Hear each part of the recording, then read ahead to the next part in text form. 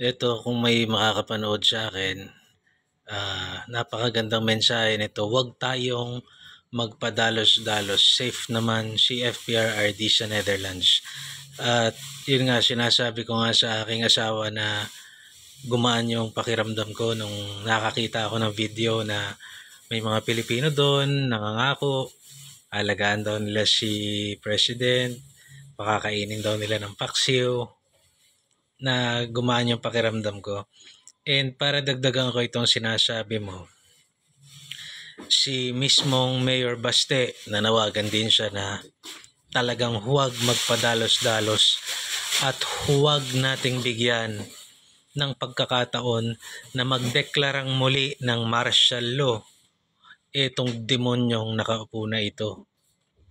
Sasabihin na naman nila legitimate threat, sasabihin na naman nila, at alam nyo kasi ito yan ang mga people power nangyayari madalas, yung mga peke kapag sinakyan ng mga komunista. Kasi they do not really care. Basta magpunta ka doon, mag-ingay ka. Tapos historically speaking, they were friends with the liberals ng Amerika. Kaya naisa sa katuparan yung pagtanggal kay Erap, yung pagtanggal kay Marcos Sr., mga ganon.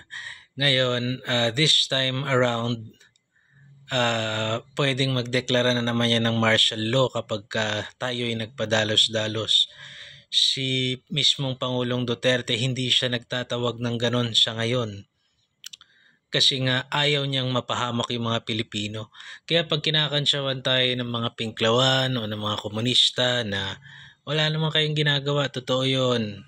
Hindi kami nagpapadalos-dalos sapagkat ayaw naming mapahamak yung bawat isa. Nag-iisip kami ng estratehiya.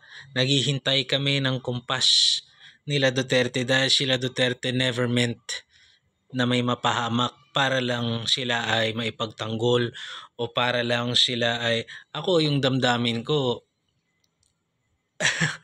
bago pa mangyari to, feeling ko matagal na kailangan na pero that is the reason why I am here and Duterte is there. Duterte is brilliant. Duterte is mature. Duterte knows the law better than anyone, and Duterte cares for the country better than anyone. Kung kaya pakinggan natin sila, dinggin natin sila. Hanggang ngayon, pinoproteksyonan pa rin nila tayo. Kung ako yan, kung ako yung merong clout or following na